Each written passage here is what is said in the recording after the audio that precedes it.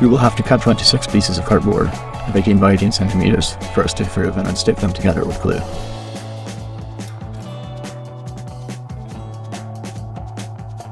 Now take another sheet and make a hole.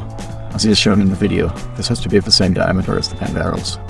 Once it is done, glue to the other 3 cardboard pieces, but the hole in the upper right corner must be left free. It should look like this for the next step. Take 7 pieces of cardboard and make all the cutouts indicated in the video. So for later, the remaining small pieces to make the drawers now, you have to glue these pieces in the following way: pieces that do not have holes. You must go between those that do have ones.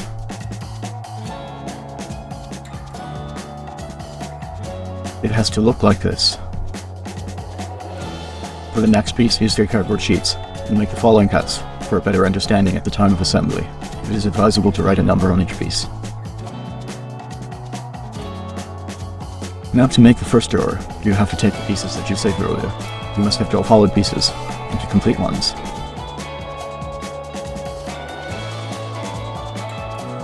In order to make the drawers, you have to repeat the process with 6 more pieces to complete the rotating drawer. Glue together these 2 big pieces, and once it is done, you will have finished your drawer.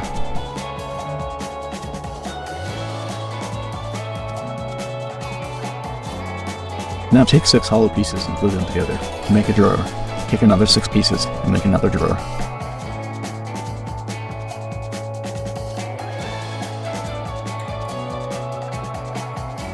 And with this, you will have finished the square drawers. This piece forms the central part of the organizer. To form the base and last piece of the organizer, glue the piece number 6 onto the piece number 7. The next thing to do is to assemble the rotating drawers. For that, we will insert the pen barrel through the drawer's hole. Then another top on the central part and finally, glue both pieces together. This is how the pieces look like once they are glued together.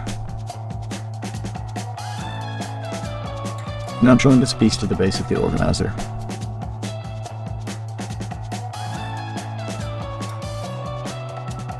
This is how the box looks once the glue is dried. To finish this craft, you have to line the edges of this part with paper. So this is how it should look like once this is finished. Now you can remove all the imperfections from the sides of the holes. This will make the drawers fit much better. And all the pieces will form an almost perfect cube.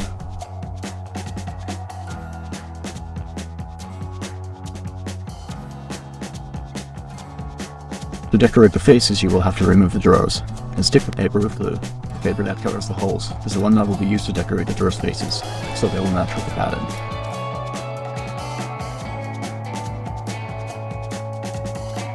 Now stick the paper onto the corresponding faces. Now you can start with the left side of the cube. You only have to decorate the side that remains bare.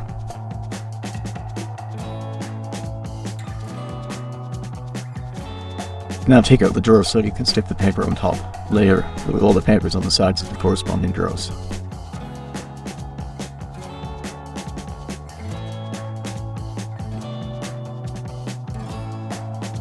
And now we have finished your own Minecraft organizer.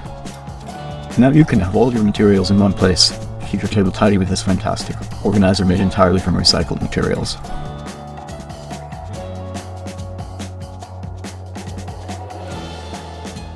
You can have your pens, notes, pencils and pins handy. And this organizer also has 5 drawers. 3 of them are removable, and 2 are rotating ones. Today we will teach you how to make a fun and exciting board game set in the world of Minecraft. For this game you will need 4 dice. We have chosen dice of different colors, but this is optional. The first thing you are going to do is to cut out 3 cardboard sheets of 24 by 36 centimeters. Now take these 2 sheets and glue them on their shortest sides. The sheet on the right has to be glued on the one on the left.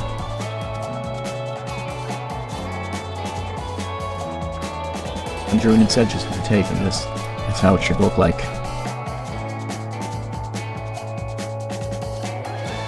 For the next step, put the 3rd sheet to the other 2, but this time, glue it on its widest side.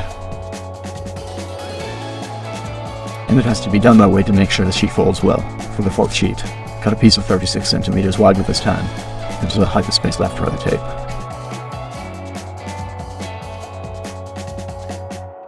After checking that it falls well, let's reinforce the joint with a little more tape. Once you have all the pieces joined together, the next step is to glue the images that will form a surface onto the cardboard sheets.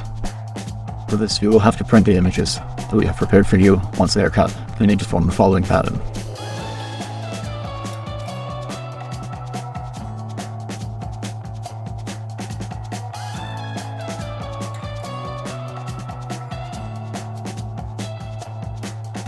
This is how all the cutouts will look like together. Once the glue dries, take the scissors and remove the excess cardboard that is around the edges. In order to get the board much firmer and protected, laminate it with cellophane. Now cut out the pattern for the inventories, and this is how these pieces should look like. Now let us line them with cellophane. Also cut out the small designs for the tokens.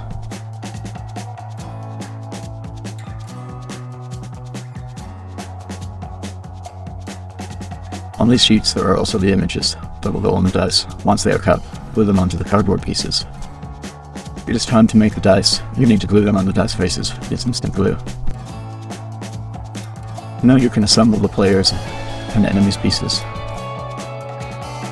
In order to form the mannequin, glue the flaps, and this is how it should look like.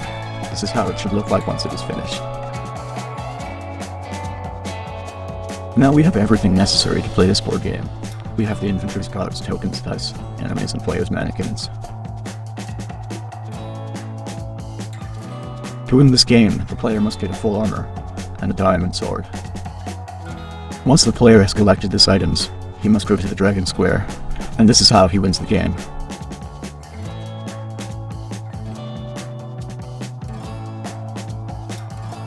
The board is divided into 6 territories. Each one is guarded by a hostile Minecraft creature. There is also a trade area.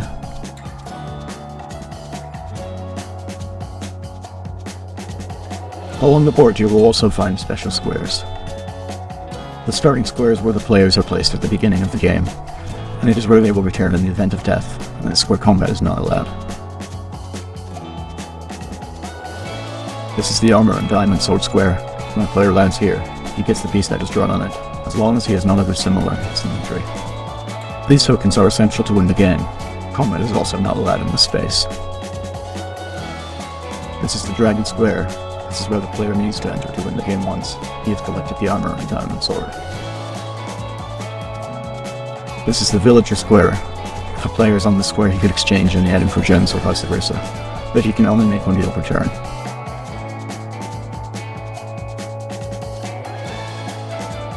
The objects have the same value as a gem, except armored objects that cost for gems. It is only allowed to exchange one object at a time. It is not allowed to trade a diamond object. The player already has the item. If a player hands the villager a diamond, numbered object in one of his deals, this object will return to its original square. If the object is not numbered, is not a diamond one, it will remain in the village. This is the creature square. There are 6 of these squares, each with the image of a creature. At the start of the game, each creature is placed in its corresponding square. In the event of death, the creatures return to these squares, and these squares cannot be occupied by the players. This is the wagon box. When a player lands here, he can ride in a wagon and move around the board as long as the wagon token is in that square. The wagon can move to any other wagon square, as long as it is not occupied by another wagon token.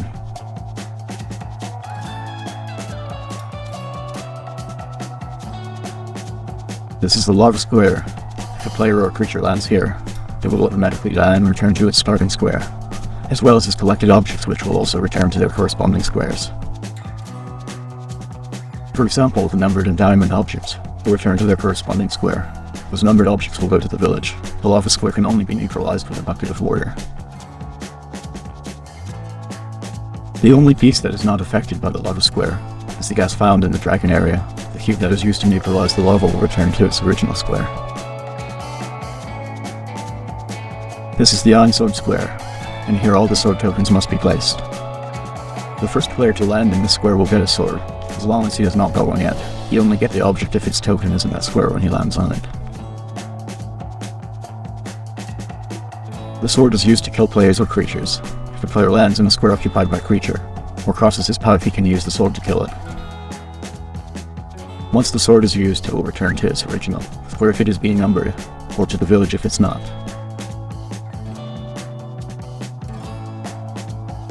If If a player with a sword enters into combat with an unarmed player, the unarmed player will automatically die, and will give his tokens to his executor, and will return to the starting square. An unarmed sword can also be exchanged for a gem. This is the gem square ending here. All the gem tokens are placed. The first player to land here will get the gem. The gems can be used to trade with the villager. You can exchange it for other items like swords, cube or for pieces of the diamond armor. This is the water cube square, and here is where the water cube tokens are placed. If a player lands in a lava square, he can neutralize it with a bucket of water. The player will not die, but he will lose the cube, which will return to its original square. The cube can be exchanged for a gem in the village's square. You need to arrange the board before starting to play, and you have to do it in the following way. Before starting the game, regardless of the number of players, each piece of token will be placed in its corresponding square.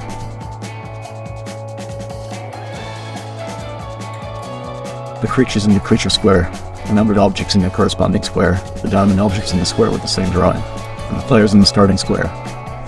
This is a game from 1 to 6 players.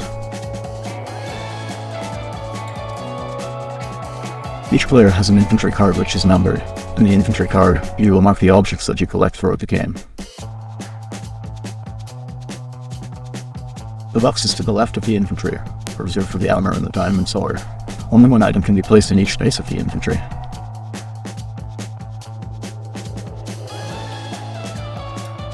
If the inventory card is full, you could get more objects only if you get rid of one first. The objects left by the player will be placed in the square where the player was located when he gave them off. In this game we will use for dice. There will be 2 numeric dice, 1 dice for creature and another dice for direction.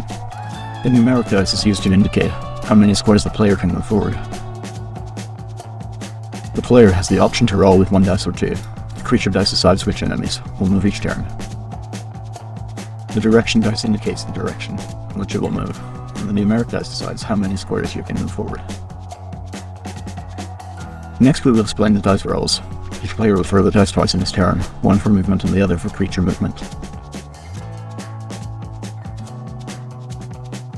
In the player roll, he can choose between rolling 1 or 2 dice. The resulting number will be the squares that he moves forward. He will have free movement around the board. The player may not retrace his steps on the same roll. In order for a player to obtain an object, he must land in the square occupied by that object. It is not enough to overtake it. If a player crosses another in his roll, he will be able to jump it in case he occupies the same square, therefore they enter into combat. Later we will explain what to do in case of combat. Players cannot jump a creature. If the player passes through an enemy, it will enter into combat. If he has not got a sword, he will die, leaving in the square occupied by the creature all the objects in his inventory, and will return to the starting square. The objects left by this player can be taken by any other player. In the case of having a sword, the player kills the creature, and the sword and the creature will go to their corresponding squares. By killing a creature, the player will end his turn, even though its roll has been higher.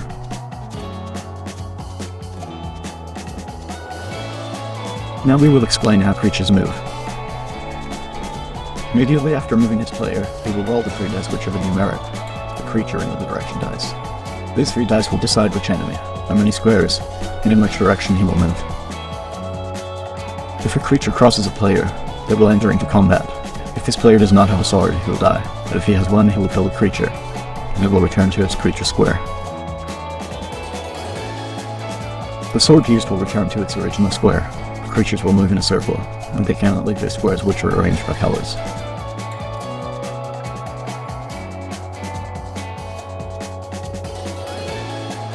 In order for 2 players to enter into combat, they have to occupy the same square in the board.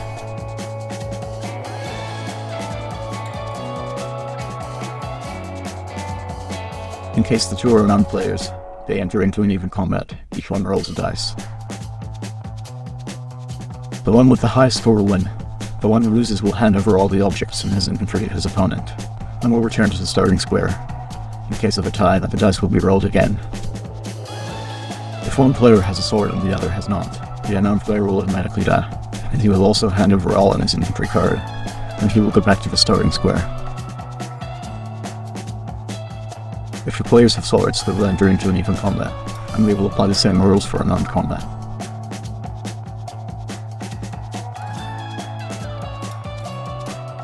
This is all what you need to know to play this game.